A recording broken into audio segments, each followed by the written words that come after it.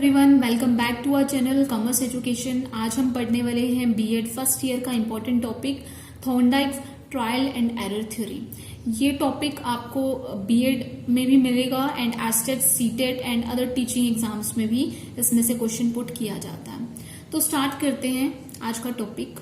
देखिए, Thorndike trial and error theory को stimulus response theory भी कहा जाता है। एसआर थ्योरी के नाम से भी इसको जाना जाता है। ठीक है, तो अब इस थियरी को किसने दिया था? थॉर्नडाइक ने दिया था। और इस थियरी का मेन पर्पस क्या है, ये थियरी क्या बताती है ऑल ओवर?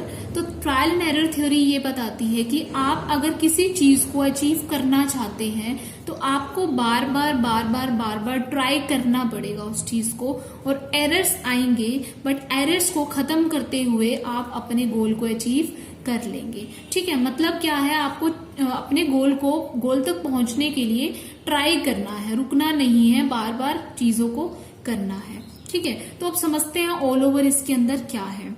देखिए, सबसे पहले बात आती है स्टिमुलस क्या होता है। स्टिमुलस का मतलब होता है कि आप जब कोई काम करते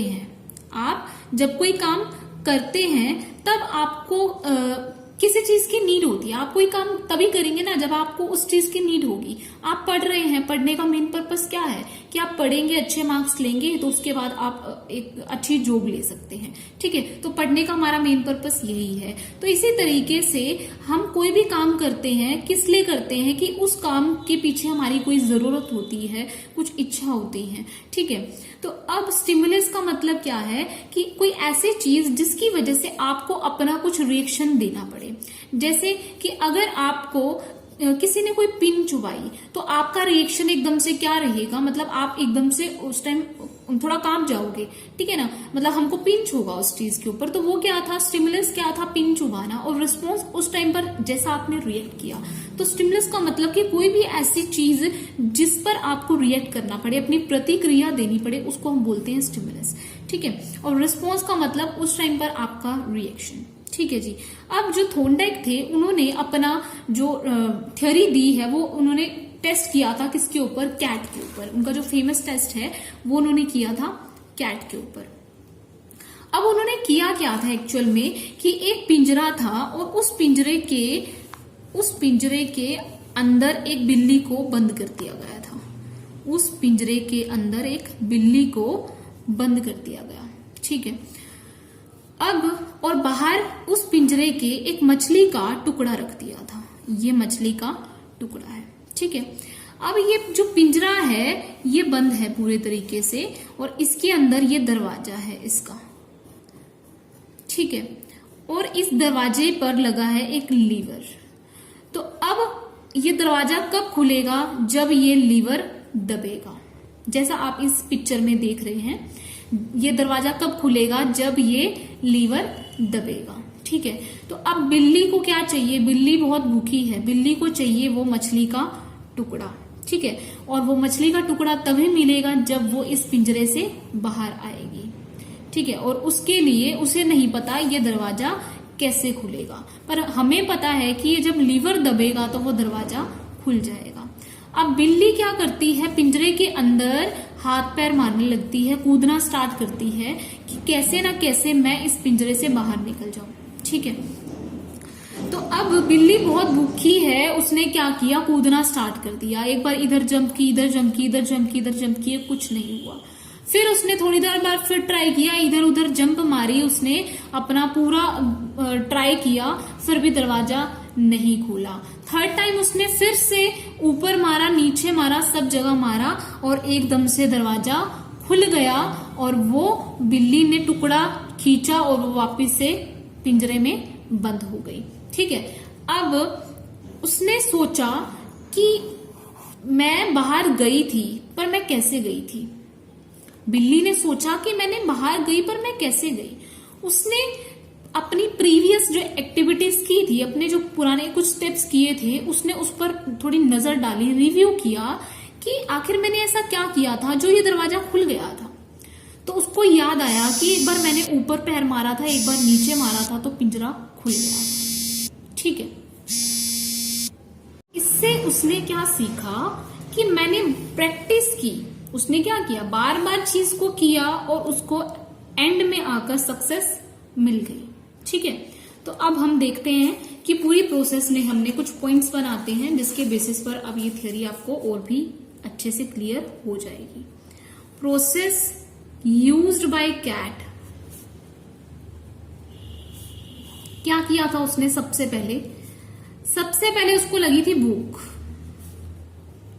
उसको क्या लगी थी? भूख। और जिस भूख की वजह से उसको वो रिएक्शन दे रही थी ऐसा कि वो कूद रही थी। ठीक है, तो हंगर जो है वो उसके लिए क्या था? स्टिमुलस। हमने क्या पढ़ा? स्टिमुलस एक ऐसी चीज है जिसकी वजह से हम लोग कुछ ना कुछ रिएक्ट करते हैं। ठीक है, तो उसकी जो हंगर थी, भूख थी, उसको रिएक्ट करवा रही थी। ठीक है, उसके बाद बात करते हैं एम की। एम का मतलब है उसका पर्पस। अब उसका तो एक ही पर्पस था, इस पिंजरे से बाहर निकलूं और वो मैं मछली खा लूं। तो मछली को प्राप्त करना उसका एक पर्पस था। मछली प्राप्त करना उसका पर्पस था। ठीक है, हंगर मतलब जिसकी वजह से वो रिएक्ट कर रही थी।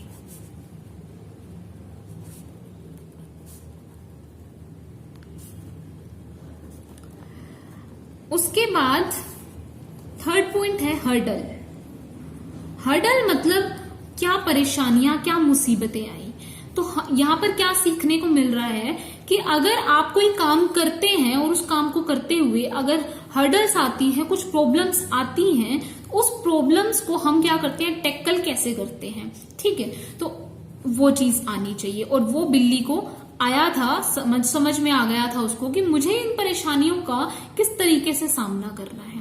ठीक है, और जब परेशानियां आई उसने और बार बार प्रैक्टिस की तो उसको आखिर में क्या मिल गई थी? सफलता मिल गई, सक्सेस मिल गई। ठीक है, अब सफलता उसको कब मिली थी? जब उसने प्रैक्टिस की थी। ठीक है, फिर उसके बाद जरूरी था, क्या जरूरी था? जब कैट ने एक बार उसको सफलता मिली थी पर उसने फिर भी बार बार उसने अपनी पुरानी चीजों पर, पुरानी एक्टिविटीज पर नजर डाली कि मैं दोबारा अगर पिंजरे से बाहर निकलना चाहूं तो मैंने प्रीवियस एक्टिविटीज क्या की थी, मैंने पहले ऐसे क्या क्या इधर उधर हाथ पैर मारे थे कि वो पिंजरा खुल गया था। तो अब जब उसने सही प्रयत्न किया था कि हाँ मैंने एक बार नीचे पैर मारा था और वो खुल गया था, तो उसने यहाँ पर सही जो प्रयत्न था उसका चुनाव करना भी जरूरी था। तो यहां पर लिख सकते हैं आप सही प्रयत्न का चुनाव।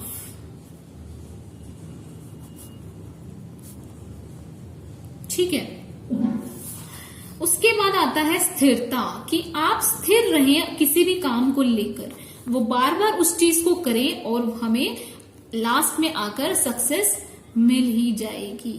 ठीक है जी, तो ये तो थी थॉर्नडाइक की स्टिमुलस रिस्पॉन्स थ्योरी, जिसमें बिल्ली को स्टिमुलस मिलता है और उस वजह से वो कुछ ना कुछ रिएक्ट करती है, कुछ ना कुछ रिस्पॉन्स करती है, क्योंकि वो अपने उस पर्पस को, अपनी उस यहाँ पर मछली को लेना चाहती है, अपने पर्पस को अचीव करना चाहती है।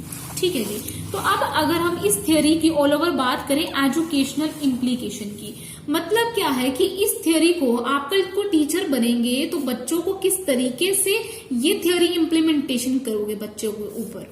तो एजुकेशनल इम्प्लीकेशन क्या कहता है कि अगर आपके, जैसे आप खुद अपना एग्जाम्पल लीजिए, अगर किसी एग्जाम की आप प्रिपरेशन कर रहे हैं और उस एग्जाम को करते करते आपने कई अटेम्प्ट्स दिए पर वो एग्जाम आपसे नहीं हो पा रहा, ठीक है, तो क्या करेंगे आप?